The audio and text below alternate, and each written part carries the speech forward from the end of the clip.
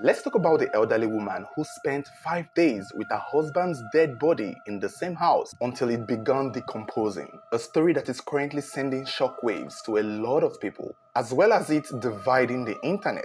Because you see, many people are having opinions regarding this story. Different opinions, and we are going to talk about it. But what is more shocking is the fact that when the authorities came to retrieve this man's dead body, that is already decomposing by the way, they discovered something else in the house. Something that they did not bargain for. Something that was even more shocking than the dead body itself. But before we continue, please give this video a thumbs up and then let us know what country you're watching from. And also, you can support your boy by subscribing to this channel. It doesn't take anything. Just click the subscribe button and then you can also turn on the notification bell should there be any future videos. You'll be the first to get notified. Now, this story happened in a neighborhood in Zengeza 3, Zimbabwe, where an elderly woman, probably in her 70s, was arrested by the police in Zimbabwe after the decomposing body of her late husband was found 5 days after he had died in her house. When the discovery was made, it so happened that a lot of her neighbors had always had suspicion about her movements, about her behavior, and about the things she might be hiding in her house. Many of the neighbors knew her. They knew that she was married to a notable man in the neighborhood named Gideon, but soon after her marriage, her husband fell ill, had a stroke, and was confined in a wheelchair. They also knew she had children, about 5 children, some of which were said to be in the UK. Some had died, but around the last few decades, she had one of her sons living with her. Some sources said she had 2 of her sons living with her. However, these same neighbors furthermore claimed that they stopped seeing Mahlahla's husband and children since 2010. Well, some neighbors specified that they stopped seeing the children around 2010, but they stopped seeing the husband around 2014. And since then, only Gogo had been seen coming in and out of the compound. And she never had visitors. Nobody went to her house. She didn't go to anyone's house. They would see her come out, go to church, go to the hospital. She just did a lot of the activities herself. And that was how it was for over 10 years. 10 whole years. They didn't see her husband. They didn't see her children. They didn't see relatives. No one.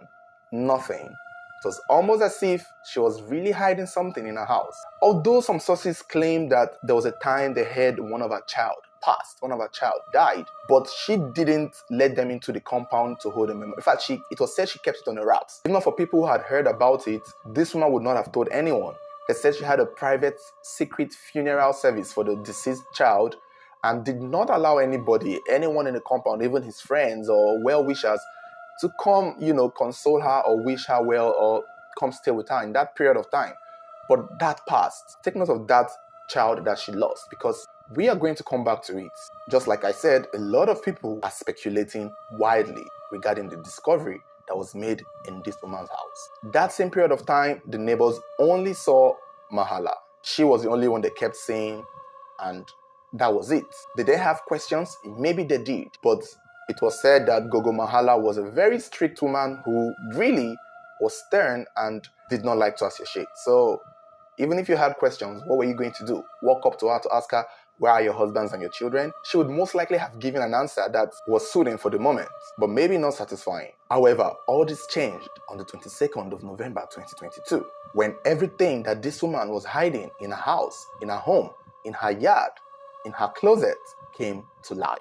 Now, it's not clear how the discovery was made. Some sources claim that Gogo herself was the one who went to meet the authorities to come get her husband's decomposing body. Because clearly, no matter how good of a hider, no matter how many secrets she's hiding in her house, hiding a dead body would be a very tricky one for her, because they have their ways of letting everyone know that they are there.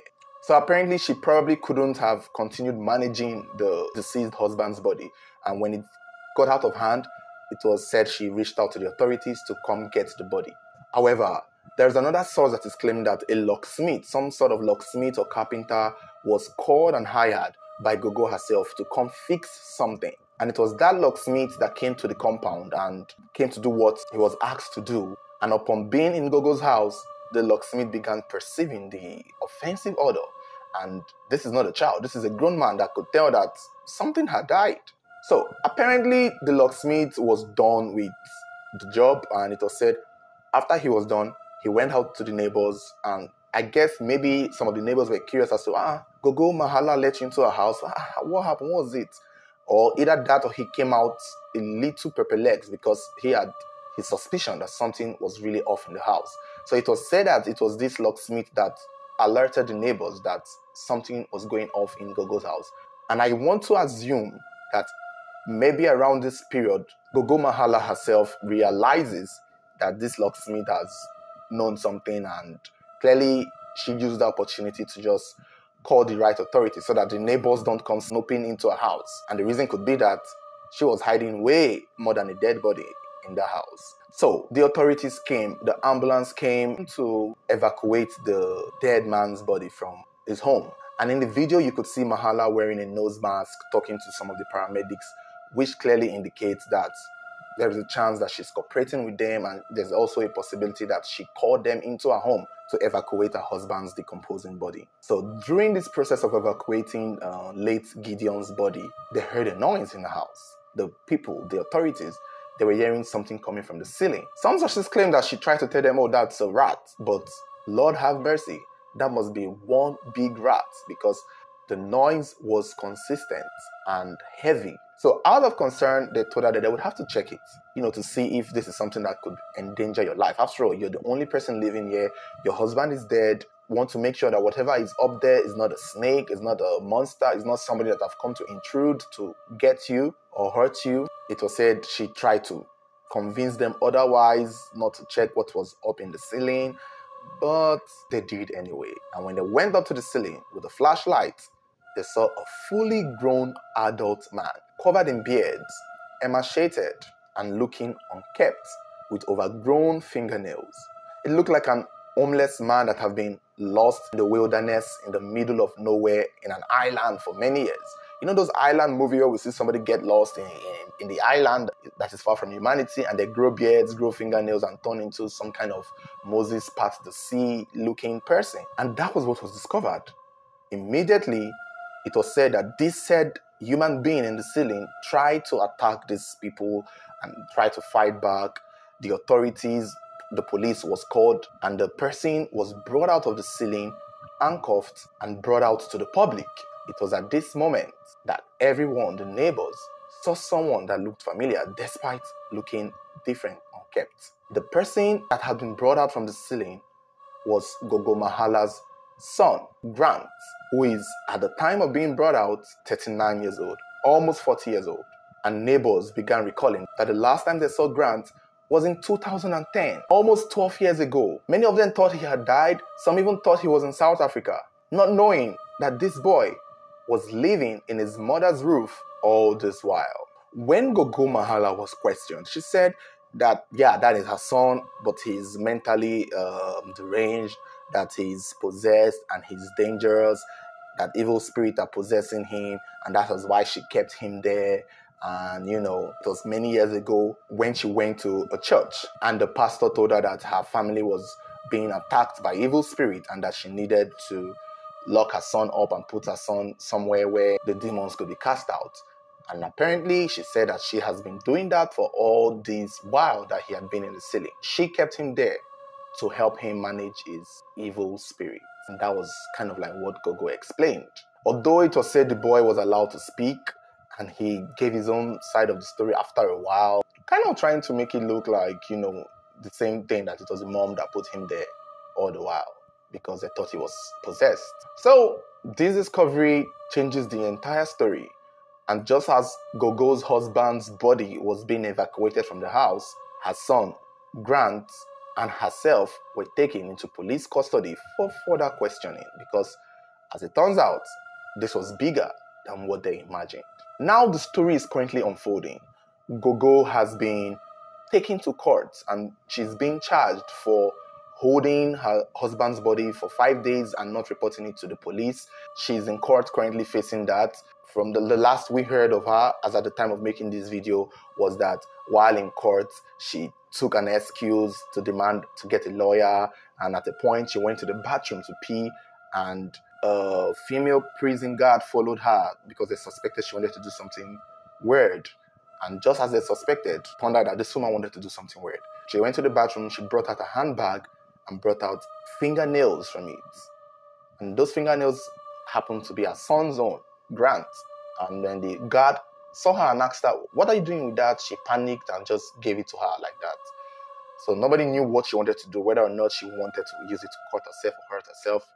But it was also said that now that they've known that her husband, Mr. Gideon, has passed, the neighbors want to, hold a memorial for him in his home, but she's ordering and giving commands and telling everybody in that neighborhood to not dare step into her compound or step into her house, that they shouldn't dare. Which is kind of making it look like she's hiding something more there.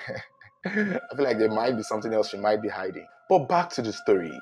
This case is making a lot of people talk. And we need to get to what people are saying, especially people from the place, the neighbors, people from Zimbabwe. Now, the son being kept there in the ceiling is raising questions.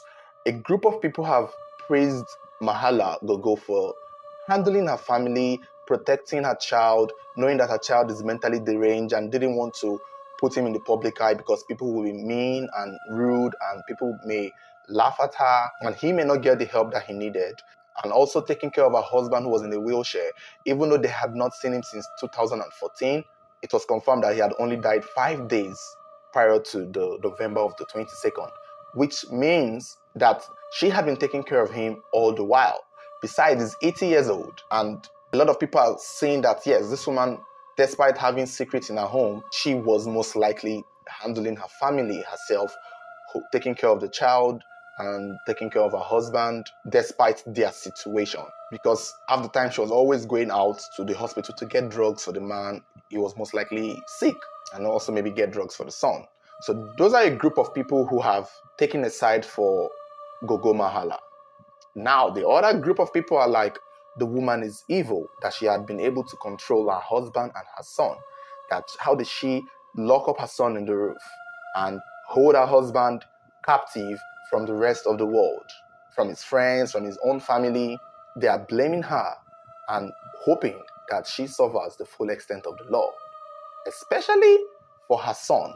Like, how does she put her son in the roof of the house for nearly 12, 14 years? How?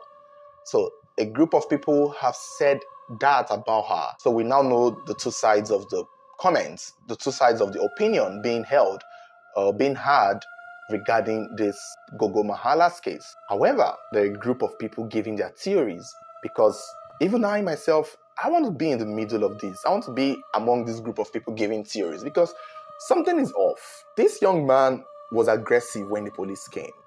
He was trying to fight them, which meant that he probably didn't want to come out from there. He did not seem as though he was held captive by the mom. Nothing was said about him being in chains. He wasn't tied, he wasn't chained. He wasn't bound hands and legs. And mind you, his mother is very old. And mind you, he's very young and he's a man. And he can burst out from that ceiling, push the mother away and run if he wanted to. Even if he was held in chains, even if he was bound, he is still a man that can burst out from that ceiling. For how many years he has been there? No, I don't believe Gogo single-handedly kept that boy there. I have a feeling that he too knew what was going on and he too chose to be up there. How does an old woman carry a full-grown man? Even at the time they stopped seeing him, he was a full-grown adult. In 2010, he wasn't a child. He was still a grown adult that could fight his mother and his father in a wheelchair. And for him to go up in that ceiling, Gogo could not have carried him up like that. He would have gone up himself. If it was a pit or somewhere in a room, I can understand and see the possibility of the mother being able to do it. But as far as it's in the ceiling and in the roof, this young man, Grant, this young man, Grant, definitely had a hand in himself being there. And a lot of people are saying it. A lot of people are pointing it out, which is leading to a theory that I read somewhere, that they believe Grant was the one who may have killed his brother that had died that period of time that the family kept it a wraps due to his mental state, and he most likely caused the death of his brother. People are speculating. They had reasons to, but I really don't know the specific reason or the details surrounding how his brother died. But they are saying that he may have had a hand in it and he may have been trying to hide all the while. And that explains why he was in the roof all this time, because he was hiding from the law. It looks like hiding to me. It doesn't even look like he stayed in the ceiling all this while. I feel like when the coast is clear, he comes down, eats food, spend time with the mom, have his fingernails cut, maybe not get a haircut because clearly who's going to cut his hair? And then maybe when she needs to leave the house, or maybe when she needs to go away, or maybe when she might expect a few guests or visitor, she would climb back, he would go back up to hide there because he was clearly hiding. That is what it looks like to me. That is what it seems like to me. I don't believe this woman single-handedly held her child captive.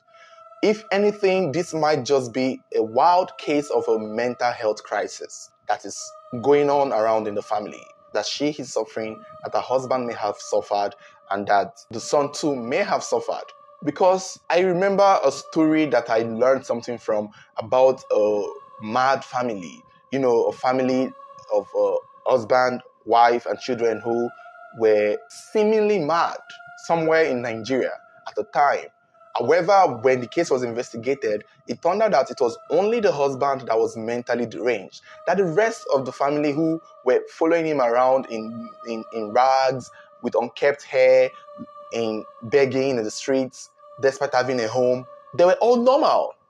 But they suffered from a mirror kind of psychological effect. I don't know how it was explained, but according to the doctor that analyzed the story, it was explained that since the man, as the head of the house, or since the man was having a mental health crisis, the children and the wife mirrored it. They just picked it up on it, not because they were mentally mad, but because it's a family and nothing seemed odd. At a point, all the odd things that the man was doing just made sense to them and became a norm, that they were all fine. And I want to believe that this could have been the case for Gogo Mahlahla and her family. I feel like maybe the son is suffering from a mental health that picked up on her, even having been told that her child is having evil spirits, and she too believed it. The husband may have believed it, and that was it. That was it. That could have been it. This is just a whole explosion of mental health case that I think need to be investigated medically as well. Gogo herself locking her son up in the roof, I don't believe that she did it single-handedly.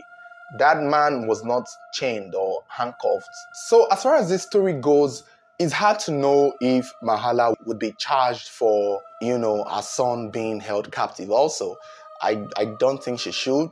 I feel like the boy knows more than he's saying. I feel like he too was in on it. And if anything, he just might be suffering from a mental situation that might need an evaluation. So guys, this is the story. This is the weird story of Gogo Mahlahla from Zimbabwe that is getting a lot of people talking. I would like to hear your thoughts on this. I would like to know where you stand. Do you think this woman was meaning well for the family, or was she literally torturing the family like people said? Do you believe that she was the one totally involved in preventing her husband and her son from seeing the rest of the world? Mind you, they said none of her family members showed up in court, none of her children from the UK, even though some sources are claiming her children in the UK have all died. I don't know, the sources are just multiple, but nobody showed up, nobody came to court to stand by her. She's hoping to get a lawyer to, defend it. She'll most likely have to explain why she kept her husband's body for 5 days after he died. 5 whole days. I mean, this goes to show you that she too might not be mentally okay as well. I feel this is all a mental situation here. Since she's already believing in evil spirits and all of that, I think this is everything that may have been affecting the family. Maybe her husband also may have been affected, thinking if he come outside, people would kill him soon enough. And, these things usually take a hold on people's mind. Because if he wanted to reach out to the world, I'm sure, he would have called. I'm sure he also had families or friends or people who wanted to see him. But it's just, I guess maybe when you grow older, the world forgets about you. I'm not surprised that this man was in his house for over 10 years and he was not seen or heard from. Whereas he was living in his house, alive, eating, feeding, and just being indoors. It's really a weird story. So let me know what you think. Do you think Gogo Mahlahla is single-handedly the villain in this story? Or do you think she was also trying to manage her family the best way she could? knowing that she would be ignored, knowing that she wouldn't get the help that she needed from the government or from the right authorities, and she single-handedly took care of it the best way she knew how. Even if it meant putting her child in a ceiling, even if it meant having to do the chores, going to the market, getting their drugs for them for over 10 years. I mean, at least she kept her husband alive all the while, and she kept her son alive. Maybe malnourished, but I personally don't think that she had bad intentions. I don't feel so. I feel she's just a victim of a situation that she found herself in, no matter how mentally disturbing it might be. I don't think she was like a puppet controlling all of this. I don't think so. But you guys let me know what you think. Don't forget to let me know where you're watching from. Don't also forget to comment your thoughts. The story is currently developing, so should there be any update, I'll be happy to update you guys. So stay subscribed to this page and turn on notification button for future videos. Thank you guys for watching, and you can also check out my channel for other true crime videos and let me know what you think. Thank you.